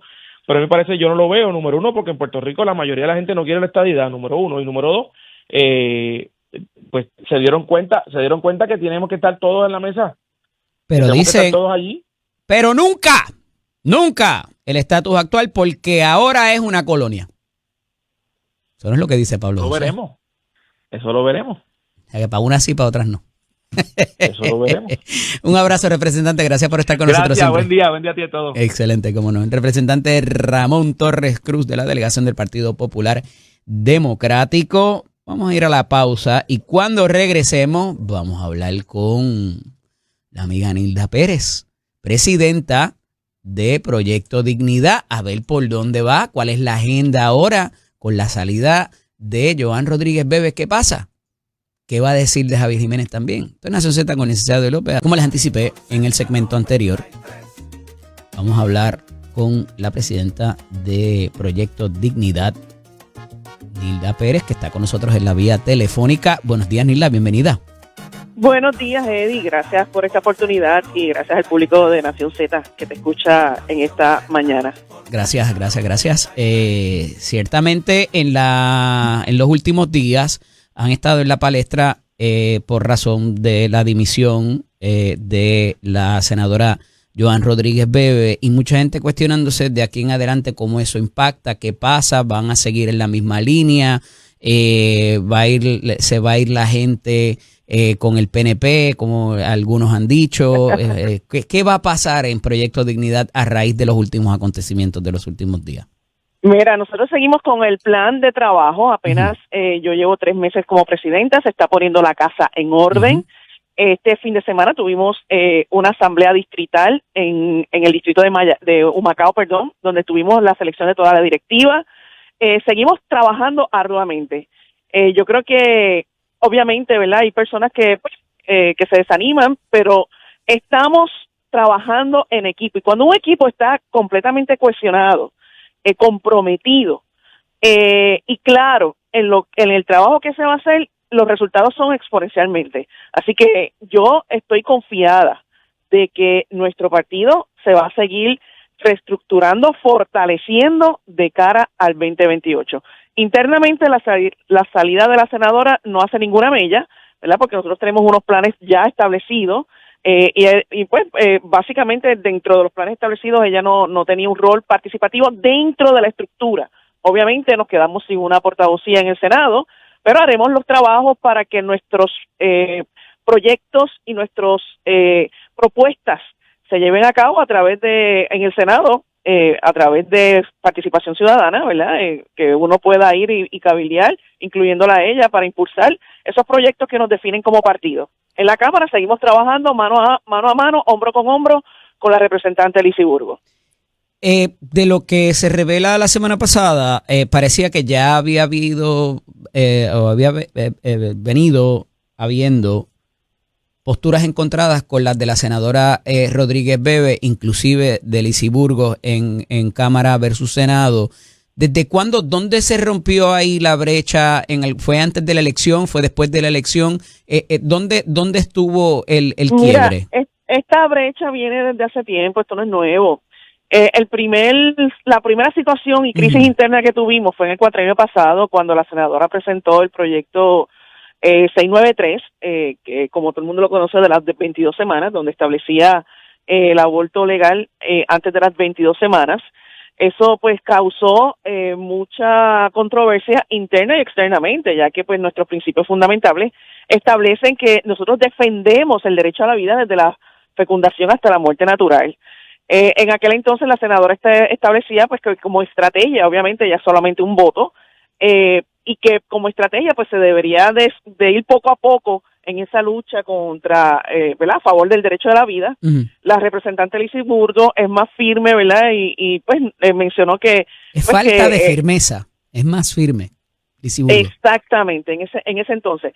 De hecho, en aquella ocasión se le dio el apoyo a ese proyecto, el 693, y se había acordado internamente en el Consejo de Gobierno que no se iba a presentar ninguna legislación relacionada al derecho a la vida sin antes discutirla internamente en el Consejo de Gobierno y llegar a unos consensos internos, precisamente para que no pasara lo que sucedió en aquel entonces, donde, ¿verdad? ¿Cuándo fue eso? Para ponerlo en contexto, Nilda. Estamos hablando en el 2022, mediados del 2022, casi 2023, en esa sesión legislativa donde se presentó ese proyecto. Por eso, pero ¿cuándo se llegó al consenso dentro del partido de que no iban a permitir que eso ocurriera? O que era en ese momento, en el 2023, si no me equivoco.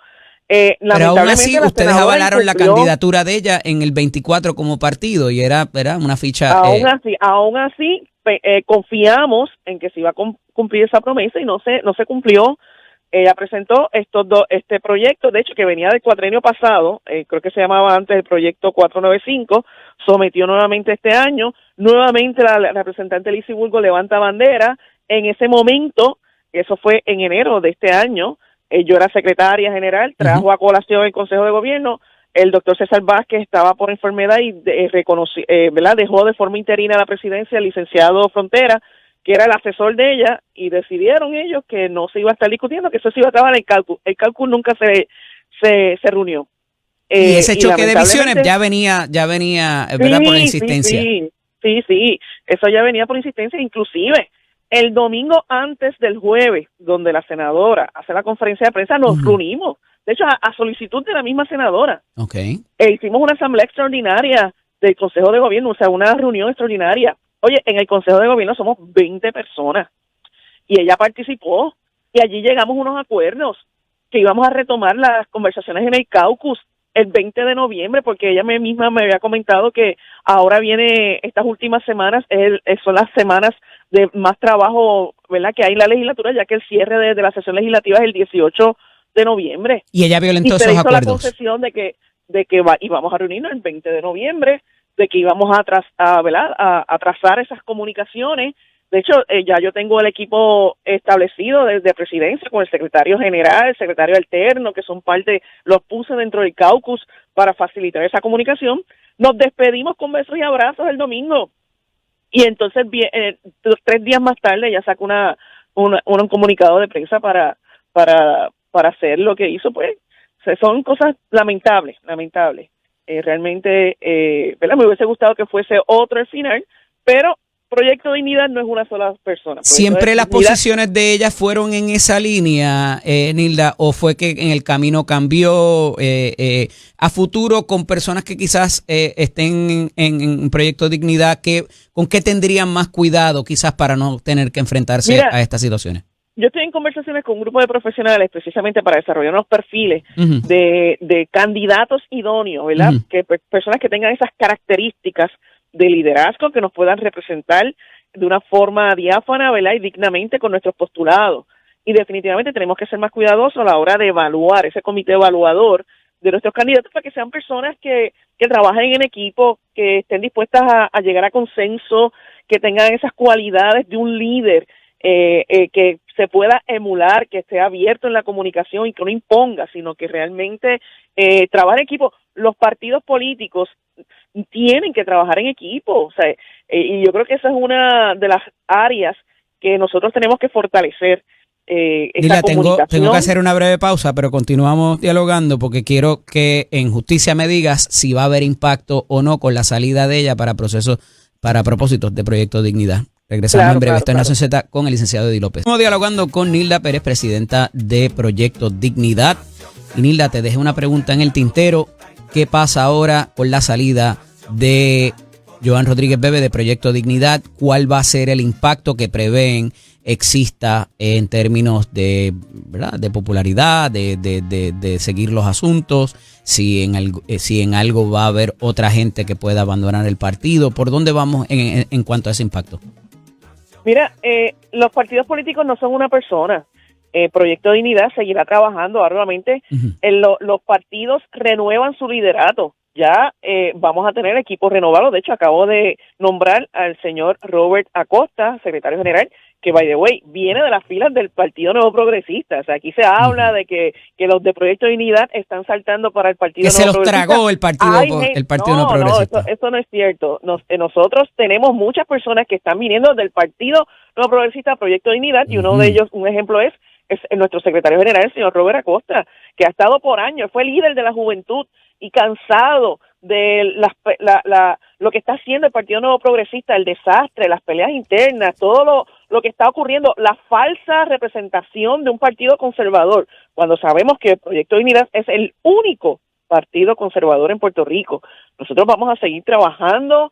Sé que la cuesta está empinada, pero mire, cuando el camino se pone duro, los duros se ponen en el camino. Así que nosotros vamos a seguir trabajando incansablemente y no hay duda que llevaremos al partido los mejores líderes que van a representar los valores conservadores para un Puerto Rico mejor, para una sana gobernanza, para un Puerto Rico que tenga ejecución que pueda favorecer a los problemas reales de nuestra ciudadanía. Ahora mismo estamos viendo un alza en la criminalidad. Hoy mismo se identificaron 2 personas muertas, quemadas Y esto, el gobierno no ha establecido un plan para darle frente a la criminalidad cuando sabíamos. De hecho, nosotros hace unos meses atrás hicimos un comunicado de prensa exigiéndole a la gobernadora que estableciera un plan precisamente contra el narcotráfico y los asesinatos, porque se veía venir que ante la guerra que está haciendo el gobierno de los Estados Unidos con relación al narcotráfico, se iba a agudizar más la violencia internamente, y lo estamos viendo como cada día vemos en las noticias personas que pues son asesinadas, y no vemos un plan de parte de la gobernadora para fortalecer la seguridad, para fortalecer el que el puertorriqueño común pueda sentirse confiado cuando anda en las calles. Así que estamos viendo el hastío que tiene la gente contra la administración actual, contra la administración de la gobernadora, que solamente a 10 meses rompe récord con el 80% de los puertorriqueños que no ven un avance en su administración. Así que para eso nació Proyecto Dignidad, para llevarle esperanza al pueblo de Puerto Rico. Esa composición de Proyecto Dignidad, Nilda, ¿pudiera decirse que es mayoritariamente estadista? Pues mira, nosotros tenemos de todo. Yo no se ha traído la percepción de que ustedes vienen de un descontento en un momento dado con el exgobernador Rosselló, Ricardo Rosselló, y que de ahí es que entonces se forman, ¿verdad? Y dicen, estos son estadistas o ex PNP molestos porque se sintieron traicionados, y así es que se funda el partido. ¿Es correcto, es justo ese assessment? Pues mira, abuelo de pájaro, te puedo decir que tal vez sí, la mayoría de nuestra membresía vienen de las filas del PNP. No son todos, pero si hacemos un estudio profundo, y quizás son los más. Podemos hacer, puede ser que sean los más. Precisamente hasta las traiciones, porque cuando tú haces alusión al doctor Ricardo Rosselló, cuando hizo un compromiso con los pastores. Por escrito casi, ¿verdad? Foto. Sí, él firmó un compromiso y tan pronto vino en el poder, rompió, hizo todo lo contrario a ese compromiso. ¿Y los gobernadores del PNP que vinieron después también rompieron esos compromisos o no? Sí, todos sabemos que la administración de Pierluisi era de izquierda, era completamente liberal y que no representaba al pueblo conservador. Por tanto, la gente de izquierda, los independentistas y los liberales no son bienvenidos en Proyecto Dignidad. Bueno, nosotros tenemos unas posturas firmes, conservadoras, en todo el sentido de la palabra, no tan solo moralmente, sino también económicamente.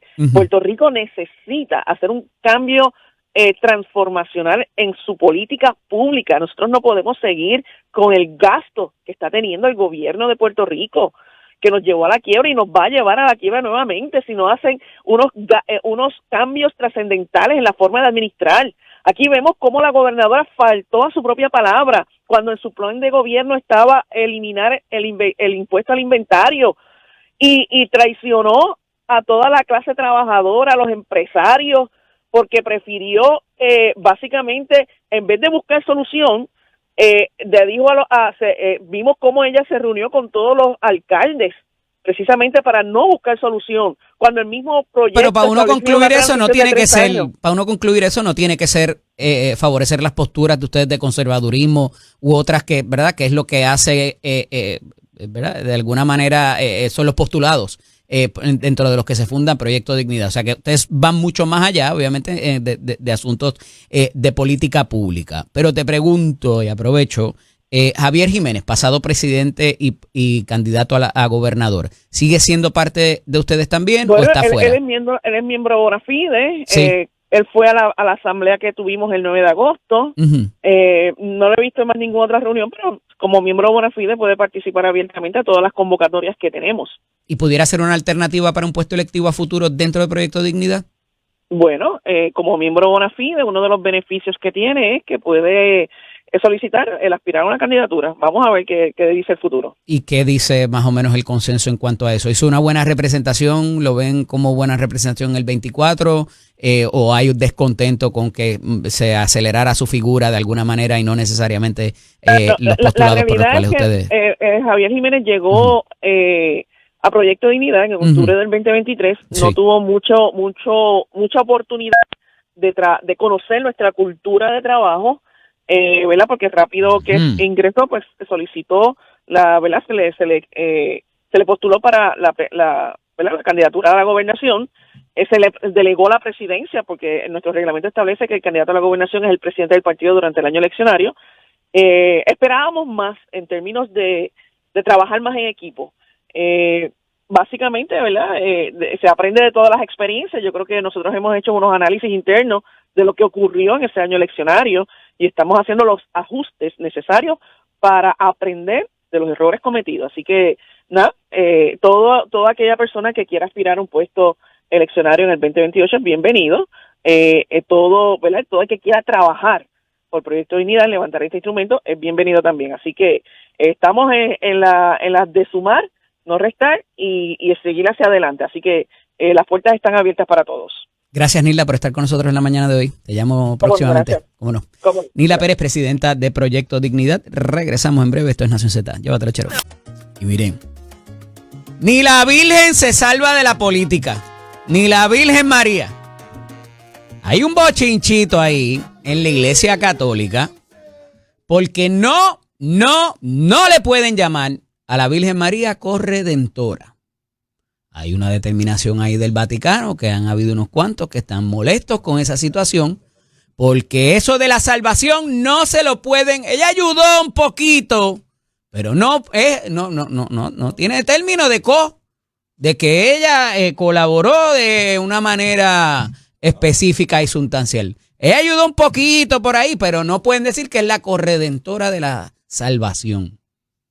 Y entonces ha salido una cuanta gente aquí a decir, pero vean acá, si esto toda la vida ha sido así y es uno de los pilares del catolicismo, pues no. El Vaticano y el Papa dijeron, eso es Jesucristo, aquí hay un Jesucristo, un Espíritu Santo, el Padre, el Hijo y el Espíritu Santo, y María ni por los centros espiritistas. Ella colaboró y fue una herramienta, lo que sea, pero no le pueden decir que es la corredentora de las almas y de la salvación. Ay, Virgen. ¿Era necesario esto? ¿Hay alguna controversia? ¿A alguien se le va a caer un pedazo por adorar a la Virgen María, Madre de Jesucristo?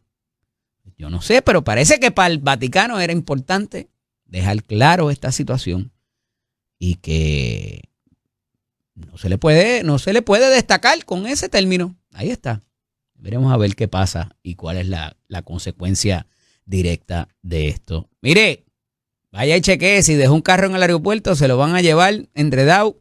El aeropuerto ha insistido en que tiene ese problema para propósito de que la gente se va de Puerto Rico y deja el carro allí tirado. Y entonces, ¿qué hacemos con eso? Pues parece que ya va a haber algún tipo de movimiento. Hay gente que los deja allí un ratito también y pagando el parking y todo lo que sea. Saludos al licenciado Esteban López. Que pues hay gente que los deja allí una temporada y demás, pero está creando un problema porque parece que son muchos y lo van a remover como estorbo público. Está el anuncio hoy en el Primera Hora. Esto es Nación Z con el licenciado Eddie López. Como les dije al principio del programa, importante las oraciones para nuestro hermano Ferdinand Pérez, también Alex Delgado, pero particularmente hoy a estas horas para el hermano Ferdinand Pérez. Sé que van a llegar. Muchas cosas pasando en el país. Tenemos resultados, obviamente, de la gestión y desempeño de la administración de turno y otras cosas que también tienen que ver con la gestión y función legislativa a escasos días de culminar ya el jueves, me parece que es, si no el miércoles, mañana, culmina lo que es el último día para la aprobación de medidas. En la línea telefónica tengo al representante Jorge Navarro Suárez para hablar un poquito de cuál es la expectativa de cuando termine la sesión legislativa, la segunda sesión ordinaria, y parece que viene una extraordinaria por ahí también. Buenos días, Jorge, bienvenido. Buenos días a ti, un saludo a todos los que escuchan, un placer estar con ustedes y me uno a las oraciones de Ferdinand. Tú sabes que muy duro. Nuestro hermano hace mucho tiempo, ciertamente, y a estas horas son muy, muy necesarias, así que esperemos que lleguen. Representante, ya culminando esta segunda sesión ordinaria, mucho ha trascendido, parecen los presidentes de los cuerpos, no parece, cuando se examinan las A, las B y las C, han tenido mejores números que la propia gobernadora. ¿Dónde deja esto el cierre de esta sesión? ¿Qué podemos colegir quizás como logro de esta segunda sesión ordinaria? Mira, se ha trabajado muchas medidas de los partidos de minoría. Uh-huh. ¿Así? ¿Se le han dado paso? Se le han dado paso. La reciente senadora ahora independiente, Rodríguez Bebe, así lo dijo en su conferencia, del sinnúmero de medidas que se han dado y a nivel del Partido Popular, podríamos enumerarlas, pero aquí lo importante y lo que todo el mundo espera es que se trabaje final y firme con lo que ha sido la punta de lanza, el tema más caliente, que es la salida de Luma, uh-huh, que es lo que ha traído mucha discordia de parte del pueblo por las ejecutorias. Y si nos ponemos a analizar lo que ha ocurrido, Luma han bajado los apagones, pero el servicio ha sido pésimo, lo que ha sido los aumentos a diestra y siniestra, sin razón, pues han sido parte de esta polémica. Ayer yo estuve aprobando un proyecto que es de suma importancia, que es el proyecto de la Cámara 767, uh-huh, 777, que lo que busca es lo que son las plataformas pornográficas, que se legisle y se le están dando las herramientas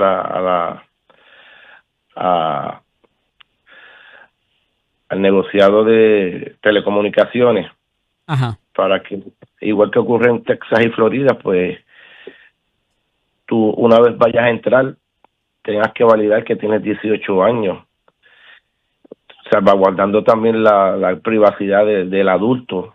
Okay. Pero lo que ha sido un tema que tanto ANSCA ha dicho que los niños, más del 78% de los varones antes de tener 18 años han entrado a este tipo de plataformas, igual las niñas, más del 69%. En otras palabras, casi todos nuestros niños o nietos han visitado plataformas pornográficas. ¿Y eso es un problema, representante? Bueno, es uno de los problemas que también afecta a muchos aspectos en el desarrollo, que sí, que entendemos que sí. Si tú para poder comprar un cigarrillo le pides una identificación, como para tú poder entrar a un tipo de plataforma, no se puede hacer. Y esa es una de las medidas que se ha trabajado.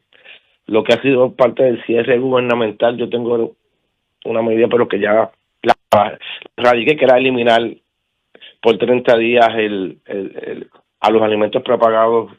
Preparados, sí. Sí, el IVU. Quitarles el IVU. El IVU, 100%, sí. Pero la radiqué, trabajé con la Junta, no se va a aprobar, ya me dijeron que no. Así que uno trata de no pedir permiso o pedir perdón antes de radicar, pero claro, no es radical para las gradas, pero tipo medidas como esta, porque van a la medida de diferentes situaciones que han ocurrido, han sido radicadas en aspecto. Representante, en estas notas que se les da a los funcionarios de gobierno la semana pasada, particularmente para la administración del Partido Nuevo Progresista, parece haberse trastocado un consenso de que se han trastocado mínimamente las prioridades de lo que había en ese contrato de ustedes en la elección para con el electorado, entiéndase el programa de gobierno, donde había cosas que parecían ser muy prioritarias, pero se le dio paso a otras que no ni tan siquiera estaban en el programa de gobierno. Esa molestia es real, pudiera ser adjudicada a ese hecho. Si tú me hablas que llevamos 3 años de administración, no han pasado ni 10 meses. No, llevan 9. Están en el año 10. Pues, digo, en el mes, uh-huh, en el mes 9. No, bueno, yo sé, pero es que es la tercera administración al hilo del Partido Nuevo Progresista y muchos de ustedes han estado allí durante estos 9 años. Claro, uh-huh, y cada año, si vamos en ese aspecto, uh-huh, cuando tú analizas todo lo que ha ocurrido en diferentes administraciones, sí, Pedro Pierluisi, Ricky, Wanda, con todo lo que se ha dicho en una campaña, no se prevalece porque la gente... Lo entiendo, pero fíjese que, por ejemplo, cogiendo el ejemplo de Ricardo Rosselló, él había dicho que traía unas cosas en su mochila y las presentó casi todas el mismo día que arrancó. Aquí habían unas cosas en esa mochila de la gobernadora que todavía a la fecha de hoy no se han presentado. Y eso los pone ustedes en una posición difícil para aprobar o desaprobar o enmendar. Y a eso es que me refiero, que quizás hay unas prioridades trastocadas que tiene que venir esa dirección desde la gobernación y que ha impactado inclusive a ustedes como legisladores de ese partido. ¿Pudiéramos coincidir ahí? En parte, porque de esta administración, aunque es el mismo partido, es persona diferente. Una fue Ricky, Pedro, Wanda y ahora Jennifer, con diferentes visiones, con diferentes programas de gobierno. En el caso de Jennifer, no han pasado, vamos para 10 meses de administración. O sea, si tú me dices que han pasado 2 años de la administración de Jennifer y eso que vino en la mochila no se está concretando, pues entonces sería un problema serio. Cuando lo mandas a un comité, ¿eso es cumplir con lo que se le había prometido al electorado? Cuando envías una iniciativa que estaba en el programa de gobierno y lo que haces es un comité o traer a un SAR para que haga lo que se había prometido en campaña, que con mucha vehemencia se iba a hacer. A eso me refiero.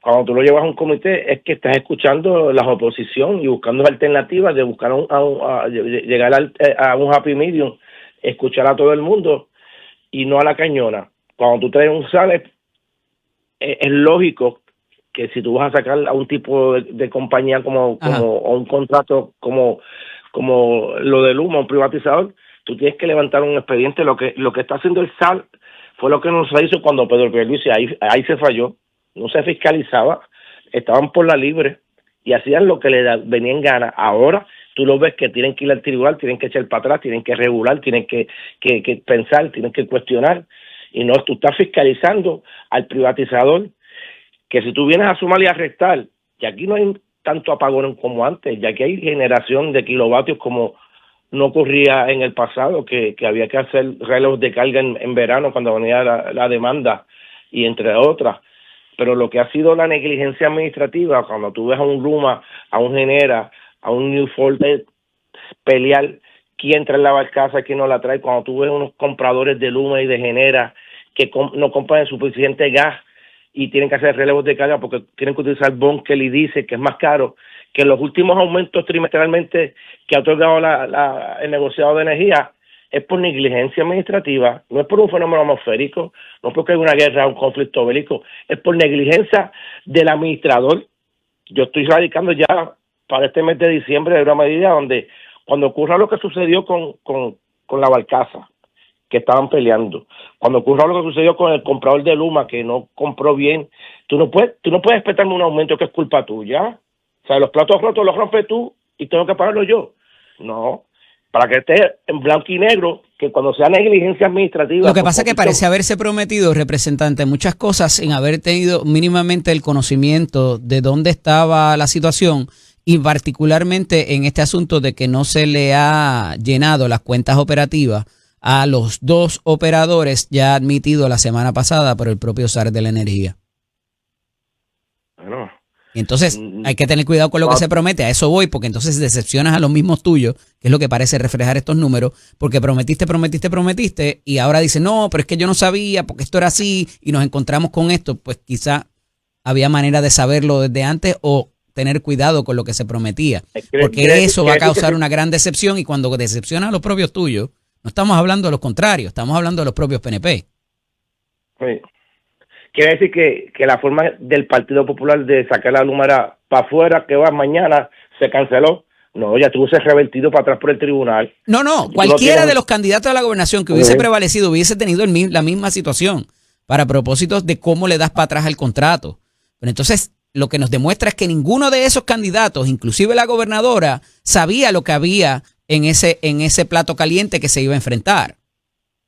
Por eso es que a principios de diciembre, no entrando Jennifer de gobernadora ni juramentando, se nombra el SAR de la Energía, porque tú tienes que levantar un expediente para poderlo sacar. O sea, ya se sabía previo a la llegada de ella como gobernante, una vez juramentara, que tú no puedas sacarlo de la noche a la mañana. La elección fue el 4 de noviembre. Pero eso no fue lo que ella dijo. Y ahí está la asamblea de presentación del programa de gobierno cuando llegó vestida de Mujer Maravilla bailando.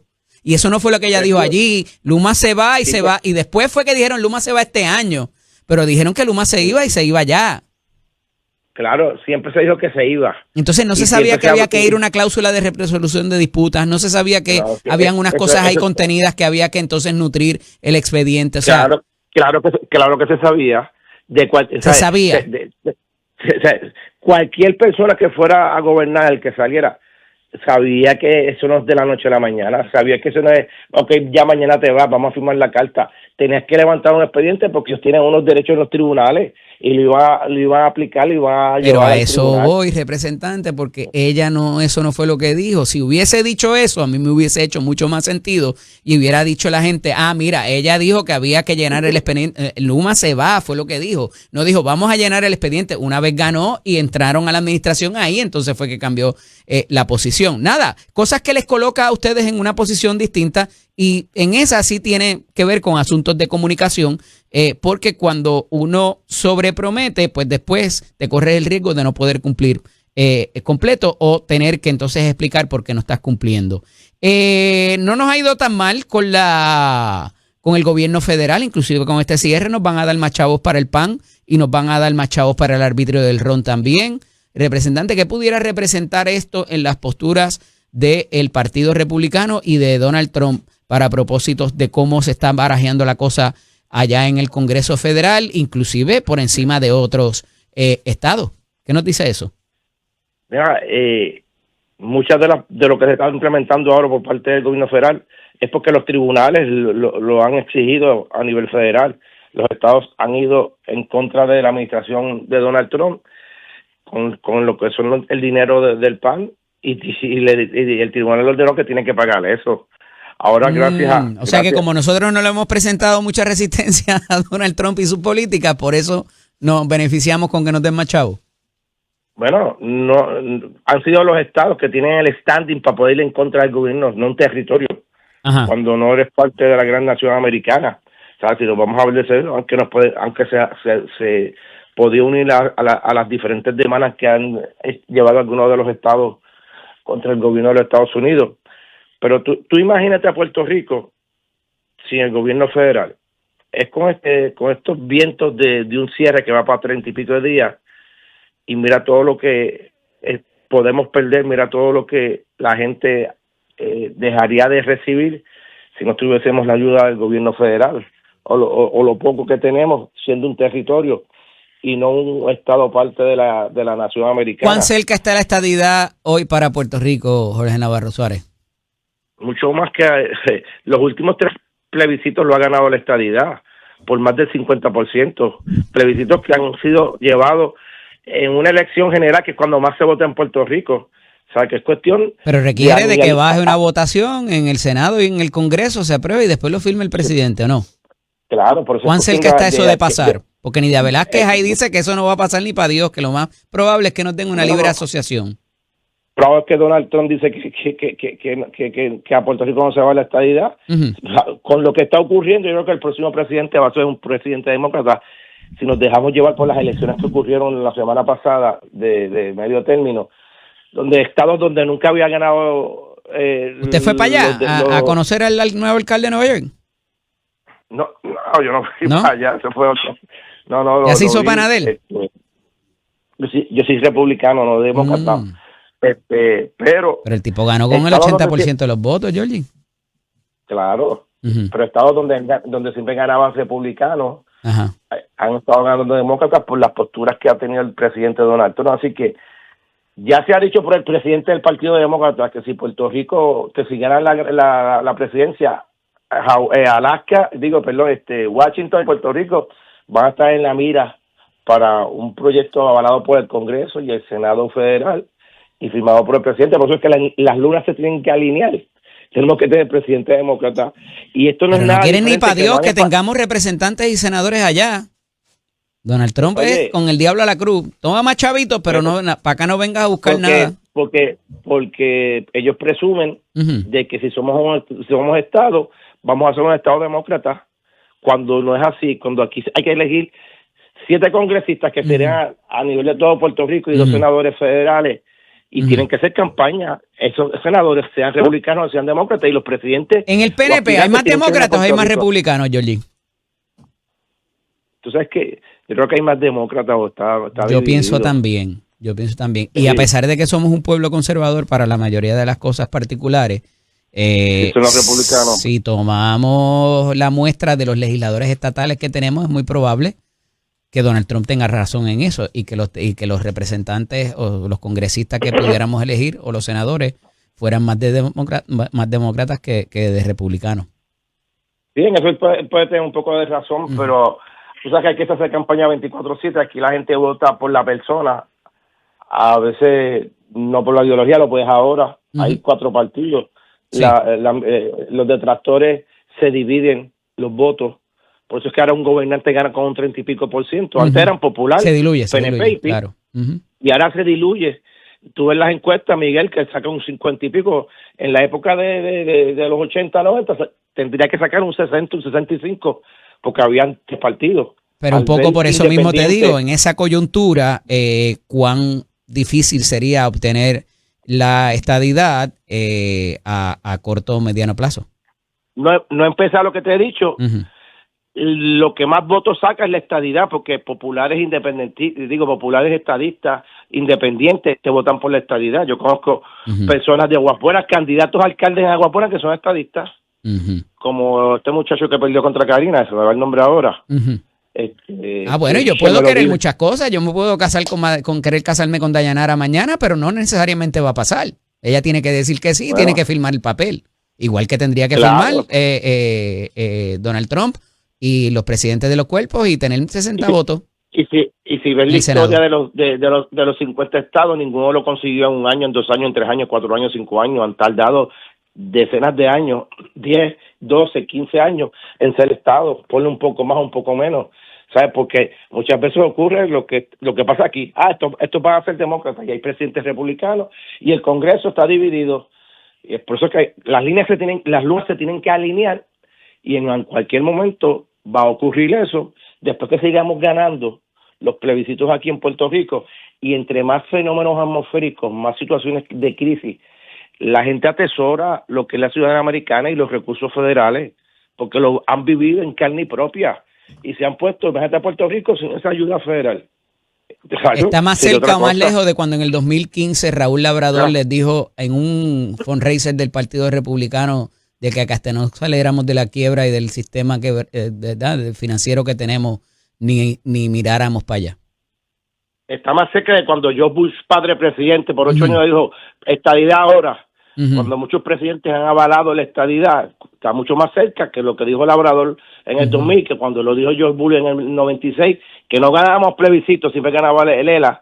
Claro que sí que está más cerca. Porque es que el ELA ya no está en la papeleta. Bueno, no es que el ELA no está, que el problema es el ELA y los americanos no están dispuestos a darlo. Pero entonces no ganaba la estadidad, me dice, porque estaba el ELA en la papeleta. Ahora que no está el ELA en la papeleta, ahora sí gana la estadidad. Lo que pasa es que como los populares no han definido el ELA, hay como 50 definiciones. El pacto de Trujillo, el de esto de Aguas Buenas. Entonces, tú no sabes cuál poner ahí. Ese es un problema que tienen que resolver ellos y ustedes. Oye, te guayaste que esa. Un abrazo, tenga buen día.